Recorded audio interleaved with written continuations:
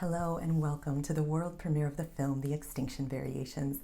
I'm Carly Latero with the Spring Creek Project, an organization at Oregon State University that brings together the practical wisdom of environmental science, the clarity of philosophy, and the transformational power of the written word and the arts to envision and inspire just and joyous relations with the planet and with one another. We are honored to host the screening this evening. There are two parts to the premiere. First, we'll watch the film together, and then you are all invited to attend a live Q&A on Zoom with writer Kathleen Dean Moore, concert pianist Rachelle McCabe, and filmmaker Nara Garber. To attend the Q&A at 7 p.m. when the film ends, please click on the Zoom link you received via email. That link is also in the YouTube description for this video down below. The Extinction Variations premiere is part of a Spring Creek Project series called Music to Save Earth Songs, which celebrates wild songs and calls us to protect them. I invite you to learn more about the series on our website, which you can find a link to below. I'd like to thank the co-release partners for this film and for the series. Our gratitude to Orion Magazine, the Greenbelt Land Trust in Corvallis, the McKinsey River Trust, the Center for Humans and Nature, Counterpoint Press, and the Safina Center. You can learn more about the inspiring work these organizations are doing to make the world a better, more habitable place for humans and non-humans alike on Spring Creek Project's website. I also want to give thanks and acknowledge that the land where the Spring Creek Project office is located and where much of this film was recorded is land that the Marys River or Mpinifu Band of the Kalapuya have been in relationship and kinship with for thousands of years. And of course, that relationship continues today. And now, the film. The Extinction Variations features Kathleen Dean Moore's spoken words, Rachelle McCabe's interpretation of a piece by Rachmaninoff, and footage of Oregon's iconic landscapes.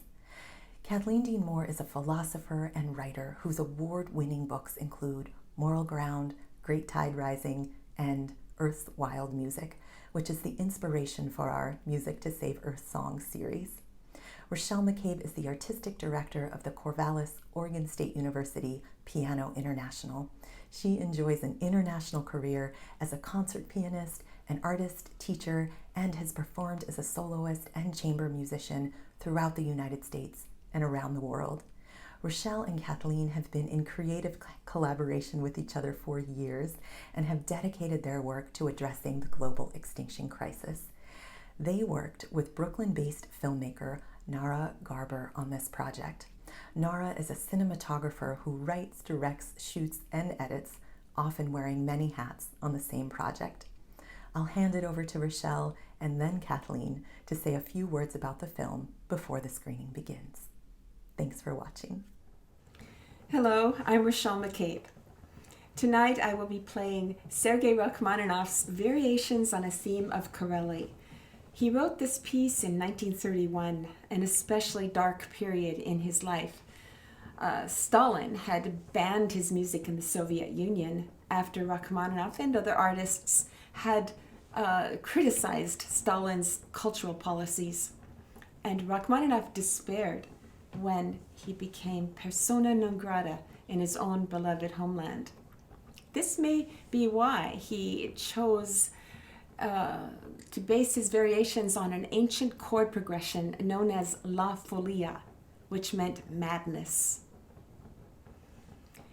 In our choosing this piece of music, we are harnessing a deeply expressive piece of music, a formidable piece to address a formidable global issue, the global extinction crisis.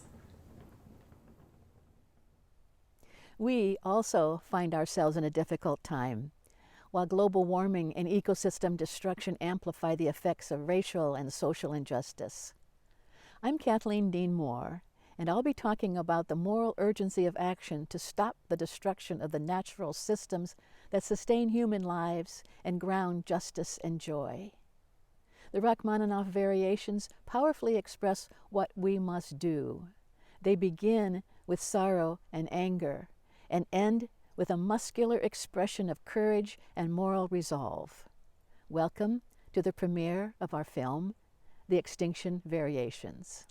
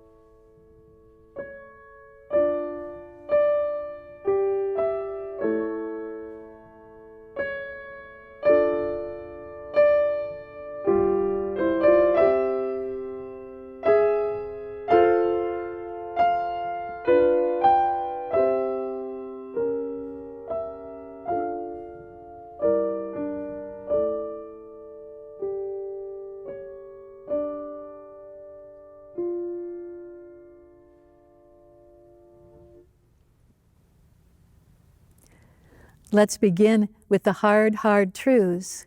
Since 1970, 40% of everything that has the breath of life, plants and animals, has been erased from the face of the earth, 4 out of every 10 beings.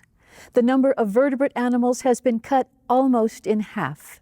The beasts of the earth, the birds of the air, the fishes of the seas, amphibians, reptiles, freshwater fish, frogs, and shorebirds have it the worst. Do you remember 1970? If you remember, then you were alive when there were almost twice as many plants and animals, forests and fields as there are now. And if you don't remember 1970, you have spent your whole life in a world that is half of what it should be, an impoverished, simplified, drained, and bulldozed world. I will die in a world that is half as abundantly beautiful as the one I was born into. My children will tear out half the pages in their field guides and throw them away.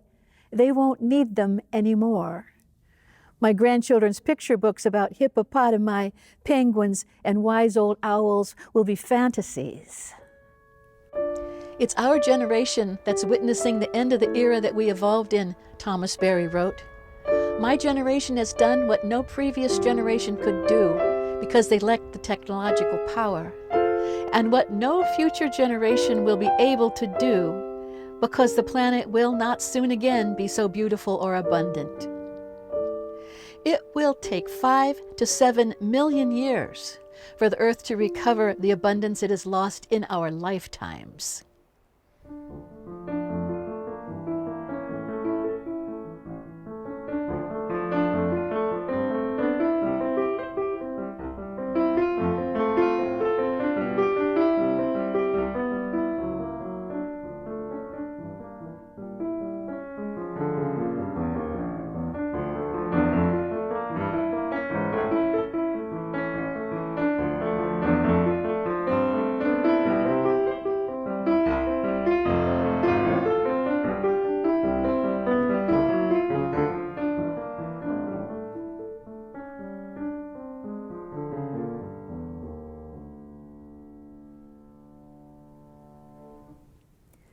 In the beginning, there was a yellow glow pouring onto the purple skin of the sea, rising and sinking in the glare. The seas mixed with the dry land and spilled into the bays. In the shining slick, the earth brought forth the first life. Creation worked like music. Life began with a simple, basic theme and repeated it now, again, replicated it now, again, complicated it now, connected it again into the lyric chords of all creation. DNA and the musical structure of the theme and variations display the same powerful, complexifying beauty. At first, there were the sponge-like things, medusas and polyps, gooey themes and all their variations. And then, 100,000 years ago, came the evolution of human consciousness. The theme of life reorganized itself to stand on 2 legs, turn to the sky and contemplate its own beginnings and its own end. We are beings in whom the universe shivers in wonder at itself.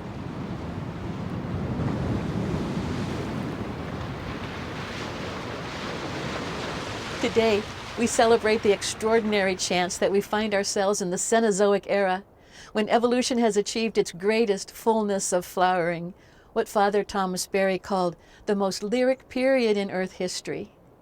Imagine our good fortune to live in the time of thrush song and 30,000 species of orchids, the time of microscopic sea angels with tiny wings, and whales that teach each other to sing, the time of crocodiles and butterflies with curled tongues, and the eager braying of the gulls.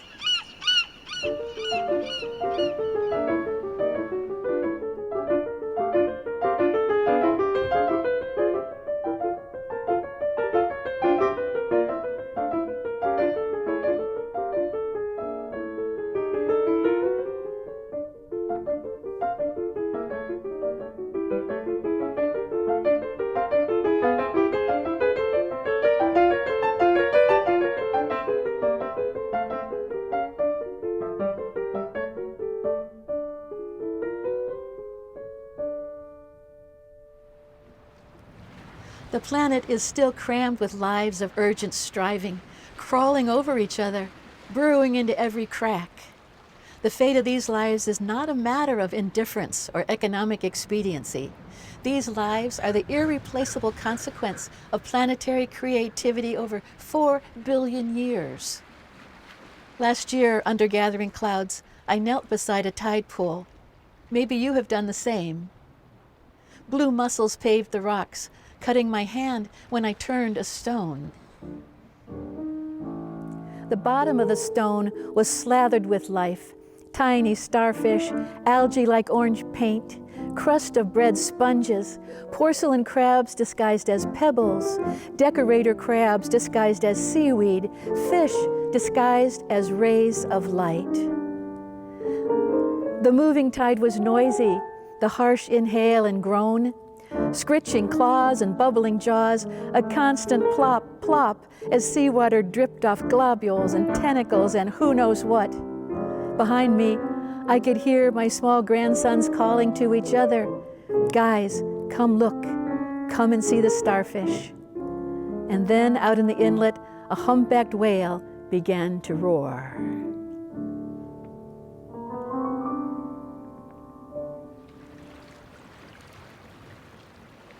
Never have I heard as complete a repudiation of the idea that human beings are the only wondrous beings, that we are in charge, that we are the point of the whole thing.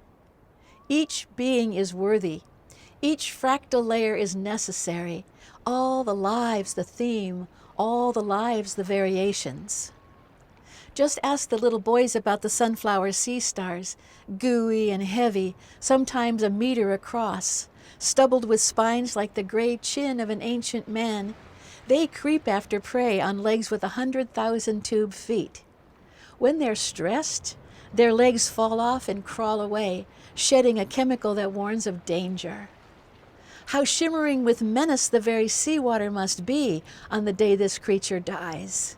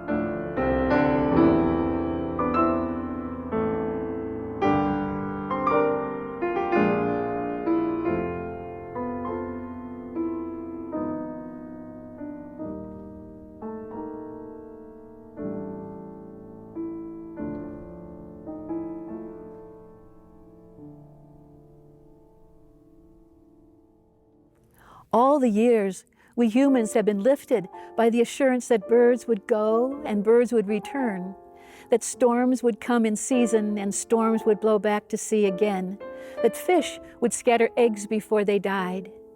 The music of the world was a repeating promise, a promise that harmony would be restored again and again in chords so complicated and beautiful that we could love them even if we could not fully understand the genius of their pattern. In Oregon, the first rufous hummingbirds returned in late February when the blueberries bloomed at the coast. Violet-green swallows returned to the ponds to meet the mayflies. It was a great day in the swamps when American bitterns and yellow-headed blackbirds swooped in, grumping and hollering. The humans and the birds slept and woke by this, lived and died in this faith in inevitable, unfolding harmony, the expectation and the arrival, the call and the response, the question and the answer, the world's promise of absolution and return. But the weather comes now and goes, and who can make any sense of it?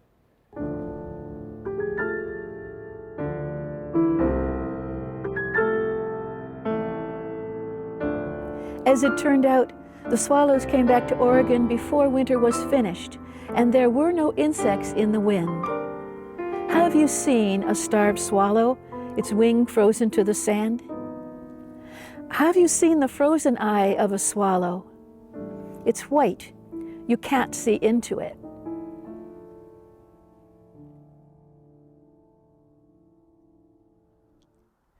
Five times in planetary history, life has faced catastrophic extinction.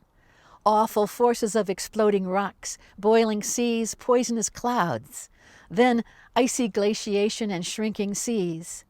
Then storms of comets. Ended forever the possibilities in the strange and wonderful bodies.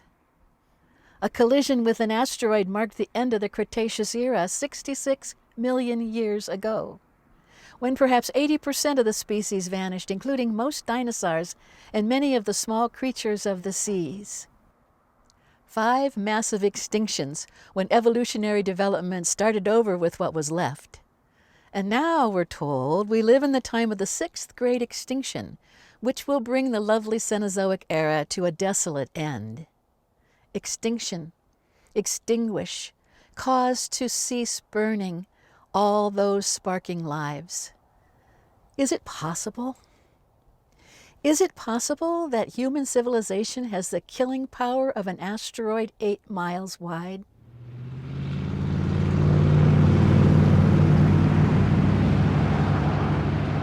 How could this be?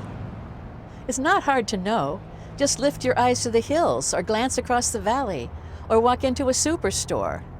Expanding human population, expanding human consumption, and then deforestation, habitat destruction, overharvesting of the ocean, agricultural expansion, and climate change. And what causes that? A way of life, a constantly growing, all-consuming culture driven by amoral, extractive industries and lawless governments in deep collusion, an axis of betrayal. For all their horror, the early extinctions were the result of natural earth changes. This current great wave of dying is the direct result of human decisions, knowing and intentional or wantonly reckless. There is a difference between change and destruction. And that's the difference between death and murder. Human intention changes a calamity into a cosmic crime. Extinctions 1 through 5 call us to awe. Number 6 calls us to rage. Rage. Rage against all the killing and the dying.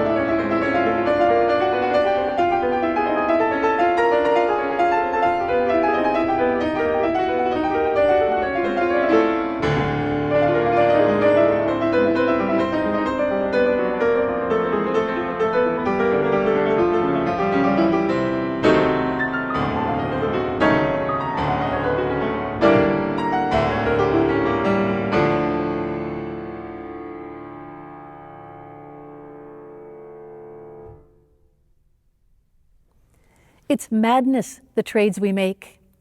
Unless something stops us, we will keep on converting living creatures into dead commodities. We trade deep, mossy forests for uselessly large homes. We trade wide-winged albatrosses for plastic six-pack rings. We trade a meadow miraculous with butterflies for an industrial park to manufacture My Little Ponies. Dear God, the madness. We trade a singing marsh for another Kmart parking lot. It's madness, this consumption, this eating up.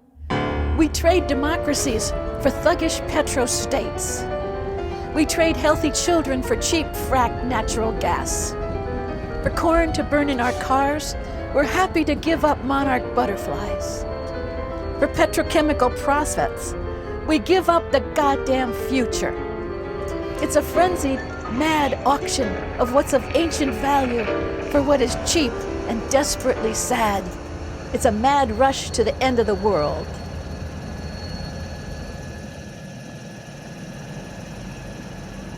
But the most terrible trade is the transmogrification of plants and animals into human flesh. Daniel Quinn wrote, since 1970, that same 1970, the biomass of the human species has gained 50 million tons. It came from other members of the community of life. At the same time, the world is losing 150 species a day. We're turning 150 species a day into human fat and gristle. Now, of the biomass of Earth's living fauna, only 4% is wild animals. 36% is human beings. 60% is cows and other bloviating livestock. And the greatest extinctions are in the developing countries, with losses of 58%, where the wealthy countries are outsourcing their environmental destruction.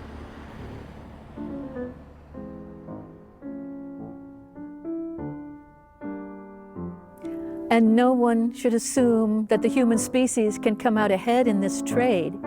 We are like people who live in a penthouse of a 100-story building, Daniel Quinn wrote.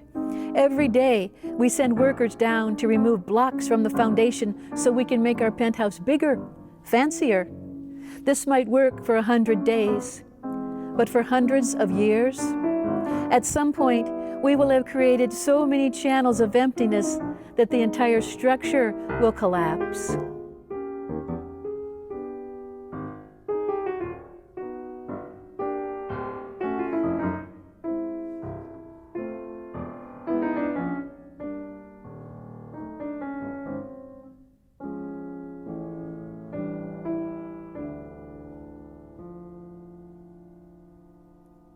Ever since I read this analogy, I've been haunted by a nightmare imagining of my grandchildren's future children, Theo's babies, Zoe's babies. With their arms spread, they're falling from a high penthouse, crying out like broken sparrows.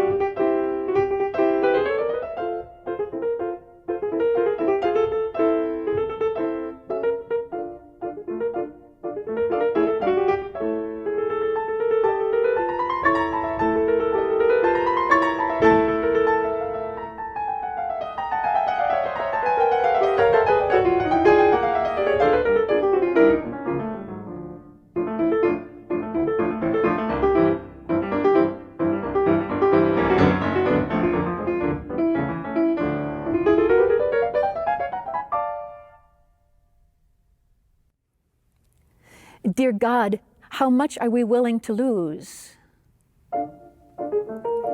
An Amur leopard or gut-shot black rhinoceros struggling to its knees, the hawksbill turtle, the chimpanzee, a mountain gorilla shot from the jungle trees, falling through an explosion of red parrots and a rain of green leaves, Yangtze sturgeon, Chinese sturgeon, Persian sturgeon, Atlantic sturgeon settling into the mud, snake river sockeye caught by its shining gill plates in a ghost net, dying in a falling rain of fish scales, snow leopard, marine iguana, staghorn coral dying in the warming sea.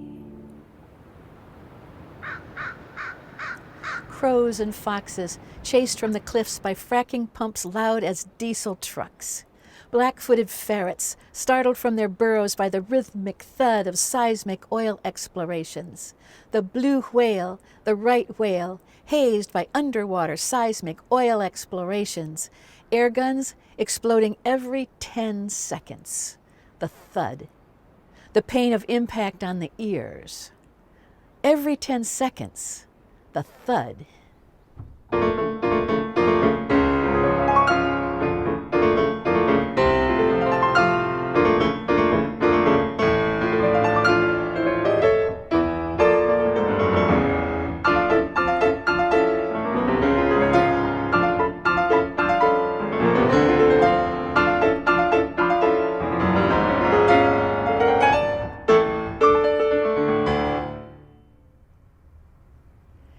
The existential peril is serious.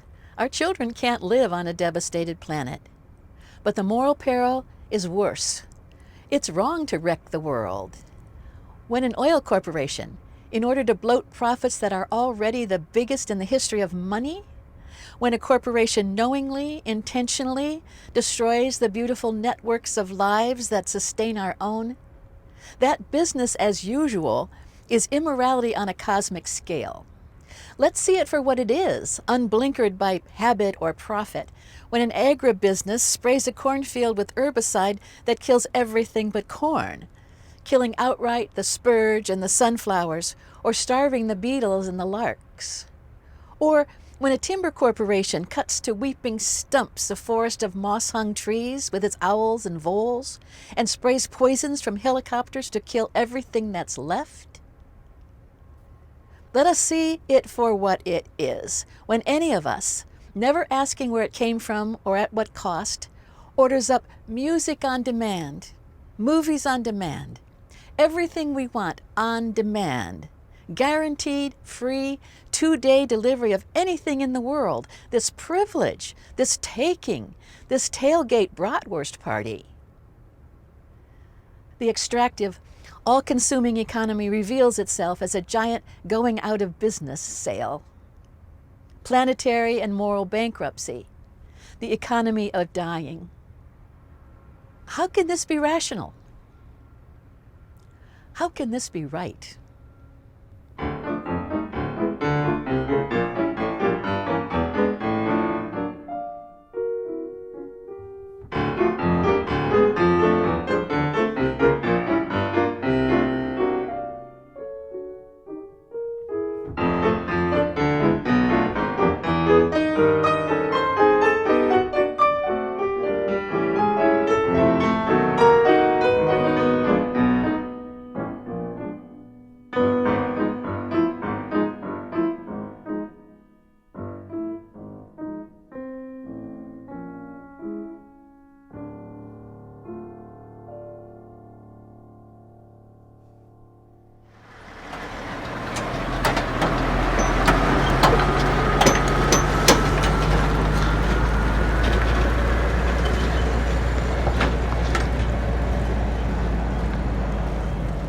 Any culture that prides itself on accumulating wealth instead of sharing it, a culture that gobbles up the fecundity of the planet instead of nurturing it, an economy that eats its own feet, any economy of infinite extraction will kill off the sources of its sustenance.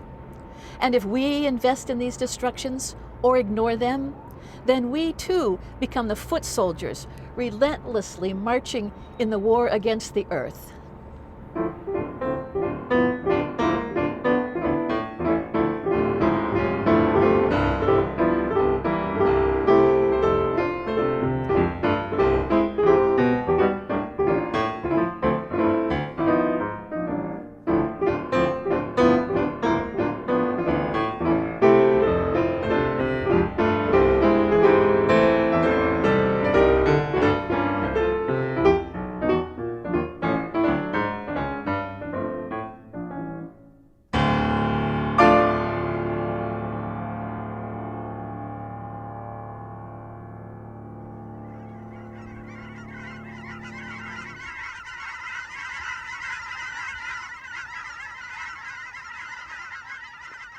And so we find ourselves at an intermezzo, when even the music extemporizes, wildly searching for a way forward. And so are we at this hinge point in history, wildly searching for a way forward. Even if it breaks our hearts, even if it changes our lives forever, we have to confront the essential question: what do we love too much to lose?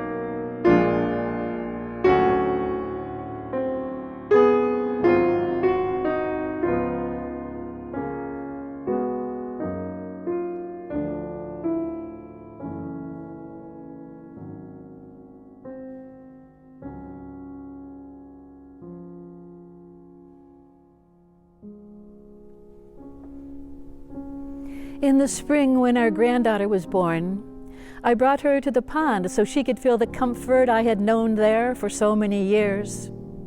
Killdeer waddled in the mud by the shore, but not so many as before. Ahead of the coming heat, butterflies fed in the mud between the cracks, unrolling their tongues to touch salty soil. I held my granddaughter in my arms and sang to her then, an old lullaby that made her soften like wax in a flame, molding her little body to my bones. She fell asleep in my arms, unafraid. I will tell you, I was so afraid. Poets warned us, writing of the heartbreaking beauty that will remain when there is no heart to break for it. But what if it's worse than that? What if it's the heartbroken children who remain in a world without beauty? How will they find solace in a world without wild music?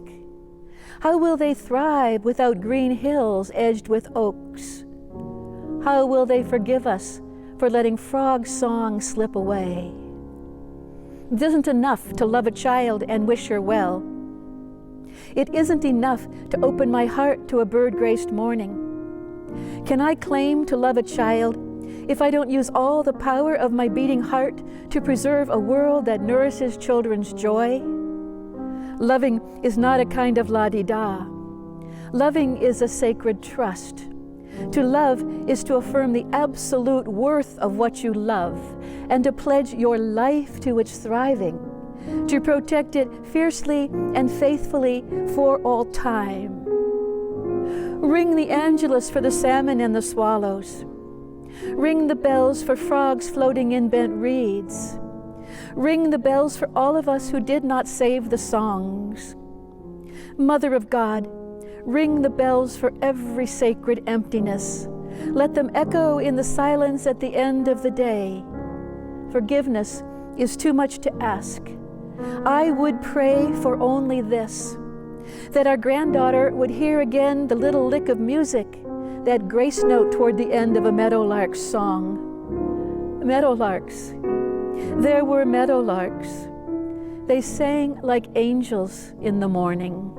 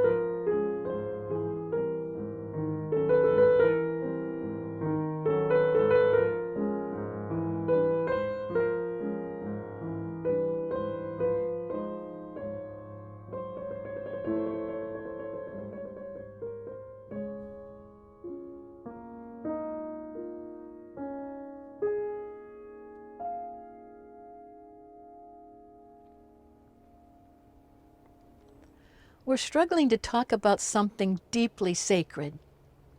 The creativity of this living world is continuing to unfold.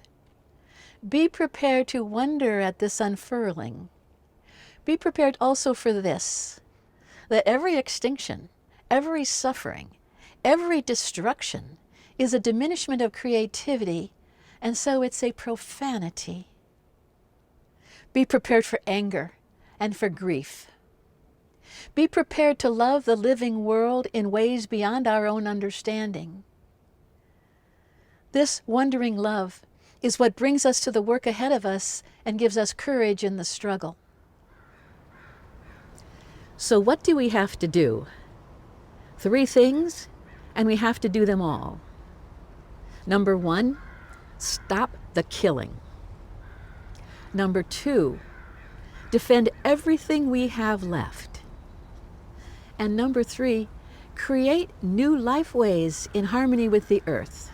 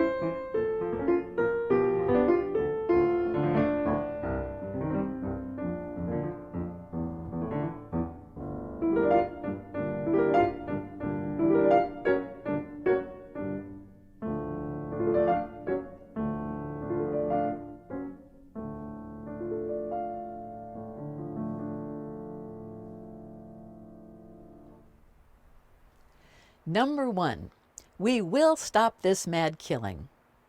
It's true that thousands of species are irretrievably gone. It's true that regulatory agencies that might have defended clean air and clean rivers and migratory birds have been captured or purchased outright by the very corporations they were meant to regulate. So corporations are free to make a profit and damn the consequences, particularly if those consequences are borne by people who have no voices to defend themselves. Small children, marginalized people, plants and animals, future generations, all those beings whom Pope Francis calls the silent voices screaming up to heaven. It's true that change, if it occurs, will be led not from some sudden moral awakening on the part of the government, but from the conscience of the streets. That is you, and that is me. We can stand against corporate wreck and plunder, stand in the way with a choir and a conscience and a sign. We can stand and say, this is wrong and I will not be part of it. That's good. Or we can say, this is wrong and I will not allow it. Each of us must emerge full-throated from our private despair. We must find our clarity. We must find our courage. We must find our chorus, joining our voices to the roar of outrage and action advancing around the world. Together, we will draw the line, saying, not another mountaintop, not another rainforest, not another estuary, not another prairie, not another mighty river can be traded away for cash. These are not industries to take or sell. These belong to the future of the everlasting earth.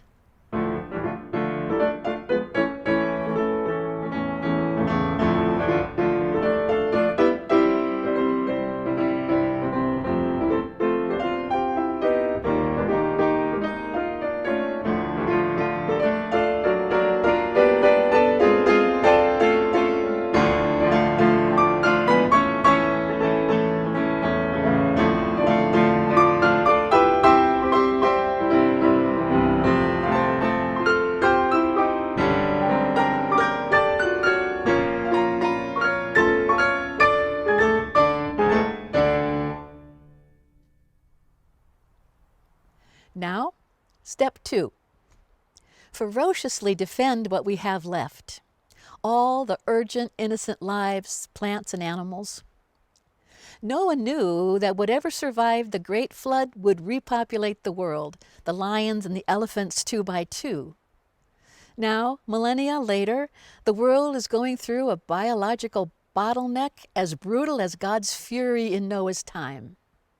Whatever species make it through, that's what the world will be made of.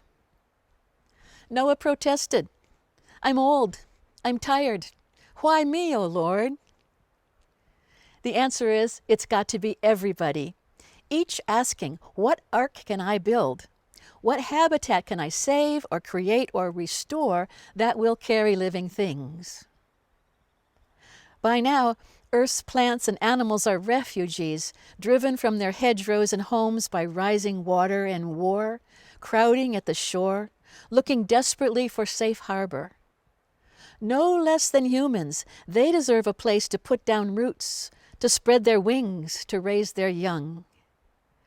So the world needs flotillas of arks, rescue boats uncountable, says the poet David Oates.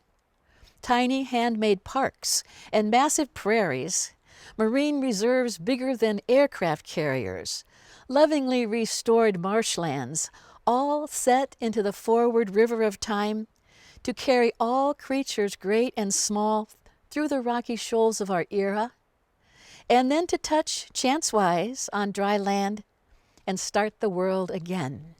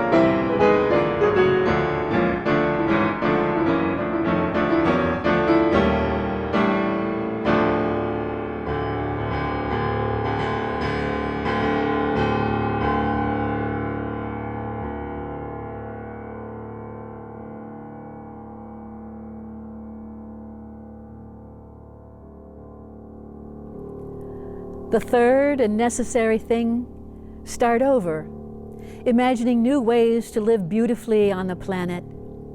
Our problem isn't with renewable energy or farmed fish or other increasingly desperate means to save the old way of life. The problem is the old way of life itself.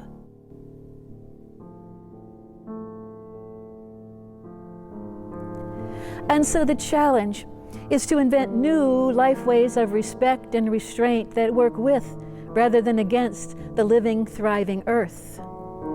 Music is a precarious relationship of sounds moving through time, ephemeral, forever changing. That's what a healthy ecosystem is. That's what a life is. It may be true that everything beautiful flies apart sometime or another, but music sometimes holds it together. That is the miracle in music. Meadows sometimes hold it together. That's the miracle of meadows with all the beings in their skittering, soaring places. And aren't people trying to hold it together, each in our own way? Dear God, aren't we trying? I believe that everything awaits redemption at every moment. Redemption, when the pieces which are scattered are brought together again into the vibrant interconnectedness of living systems. We yearn to be called back in. Everything yearns to be called back into a right relationship. The frogs into their chorus, the cicadas into their pulsing choir, the people into Earth's harmonies, the dancing insects into their light. The cosmic challenge of our time is to recreate our humanity through this great crisis. And this means not just saving our species, but realizing our full humanity as it evolves in kinship with all the world's blooming, bellowing lives, so that we can learn what it means to live in concert with the earth, so that, at the end of the day, the children may hum themselves to sleep in the safe and sustaining night.